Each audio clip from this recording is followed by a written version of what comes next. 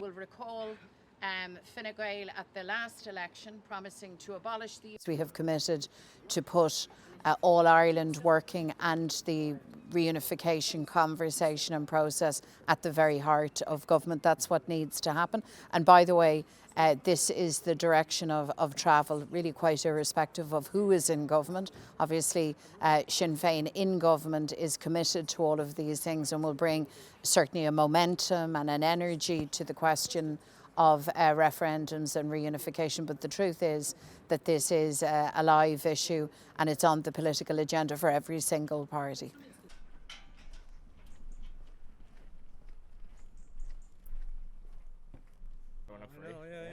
Yeah. We wouldn't blame you if you had a night off, you know. Hello, how are you getting on? Oh, thanks very Your much. local councillor, that's myself. Thank you.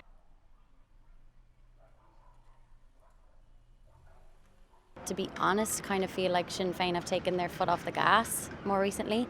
I think they had such a great opportunity after last year. They were so close to getting in, and then it kind of felt like they fell apart a bit. And while I do think a United Ireland is something that we still talk about, definitely, and discuss, I don't think with everything else that's going on right now, it's number one priority. I think the housing crisis, I think everything that's going on in Palestine would definitely be more of a priority at the moment.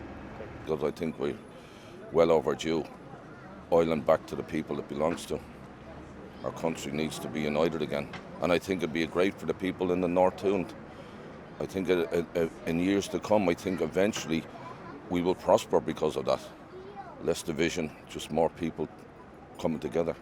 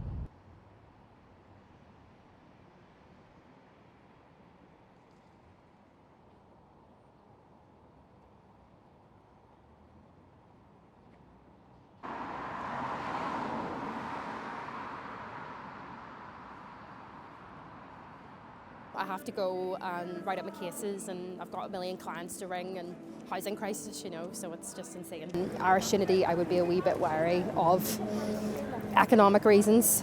I don't think, you know, anybody has a real plan for Irish unity. I think it would be chaotic. Being from an Ulster Protestant background, being a unionist, I'm not sure where I would fit in. So it's not something that I would support. But obviously the Good Friday Agreement says it's up to the people of Northern Ireland to decide. And obviously if people think that's the best thing for them, well then, you know, that's it. You know? Sort of, this isn't right. Like, I'm a privileged white middle-class man. So, you know, looking at what's happening at the moment, it's clearly an early pre-referendum phase. I think people are getting ready. Civic groups are beginning to mobilise on all sides of the argument, and I think that's great to see.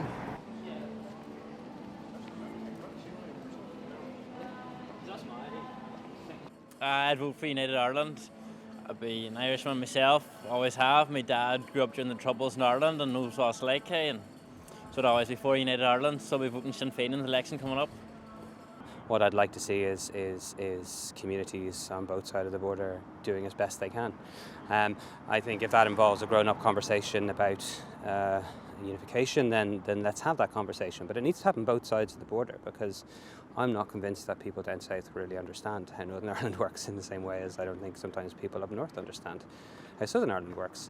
I'm not for Irish unity because I think it's taken away all the unionist traditions, all our beliefs, our history. They're trying to do away with Protestant unionist history, such as the flying of our flags, our Orange Order, the 12th of July, things like that that mean quite a lot to me.